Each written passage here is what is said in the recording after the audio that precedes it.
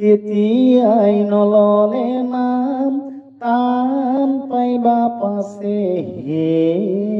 হৰি নাম লোৱা মাধৱ মুখে ও হৰি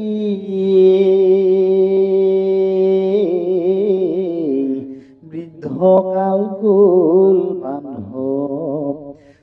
বিচনাৰ সংগে ঐ ৰাম ৰাম বিচনাৰ সংগে কালে আছে চুলিত ধৰি যাইবই যমৰ ঘৰে হৰি নাম লোৱা বান্ধৱ মুখে হৰি নাম লোৱা বান্ধৱ মুখে ও হৰি এতিয়াই নললে নাম টান পাইবা পাছে হে হৰি নাম লোৱা বান্ধৱ মুখে গতিকে শুনিলে ৰাইজসকল হৰি নাম মুখত ল'ব দিছে ভাণ্ডৱ হৰি আছে বুলি কৈছে আৰু আমি যদি এতিয়া হৰি নাম নলওঁ দেৰিকে হলেও যদি হৰি নাম নলওঁ আমি পিছত গৈ শেষত গৈ বৃদ্ধকাল যেতিয়া পাম বা যেতিয়া আমাৰ খুব টান বেমাৰ আজাৰ হ'ব বা আমি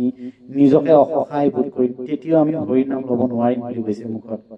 কাৰণ আগতে আমি হৰি নাম মুখত লৈ পোৱা নাই যেতিয়া ভৱিষ্যতে আমি কেনেকে হৰি নাম ল'ম আমাৰ মুখত হৰি নাম নাহিব বুলি কৈছে আৰু আমি যেতিয়া শিশুকালৰ অৱস্থাত থাকো তেতিয়া আমি ধূলা উমলতে যায় বুলি কয় খেলতে যায় বুলি কয় আৰু